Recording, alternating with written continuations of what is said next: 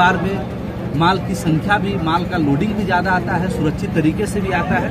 तो सरकार से लगातार हमारे संगठन 1998 से इस कोशिश में थी कि मजदूरों के इनका हक अधिकार है। इनको बहुत कम पैसे मिलते हैं, इनके लिए कोई मेडिकल की व्यवस्था नहीं, कोई पर्चे पत्र नहीं, ये सब नहीं था। लेकिन हमारे संगठन 1998 में हमारे राष्ट्रीय महामंत्री जी ने इनको संगठित करके माल गोदाम के मजदूरों को पर्चे पत्र से लेकर के श्रम कानूनों में जगह देने का काम किया। आज मजदूरों को अपना पहचान पत्र है, सोशल सिक्योरिटी है, मिनिमम वेजेज है और कुशल सेफ्टी कोड बिल के तहत जो अभी हमको प्राप्त हुआ है, उसमें माल गोदाम के मजदूरों को नियुक्ति प्रमाण पत्र देने की प्रक्रिया है।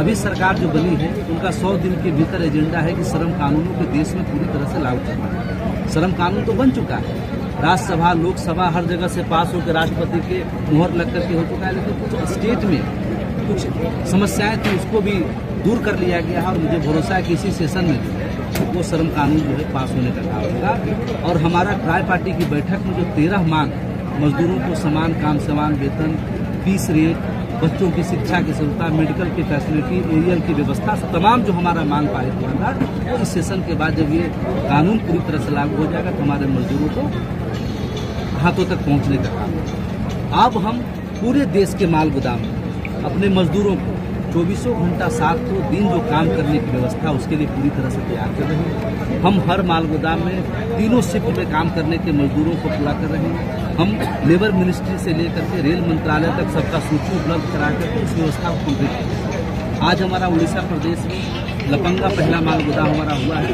जिसका पूरा सूची क्रमबद्ध होकर कंप्लीट हुआ है और उसका आज हमारा शिफ्टिंग उद्घाटन समारोह। मैं चाहता हूँ कि जब 3 शिफ्ट काम होगा तो 3 गुना श्रमिक बढ़ने का, 3 गुना रोजगार भी बढ़ने का काम है। उससे उड़ीसा प्रदेश के वासियों को कहीं न कहीं आर्थिक रूप से मजबूती मिलने का काम है।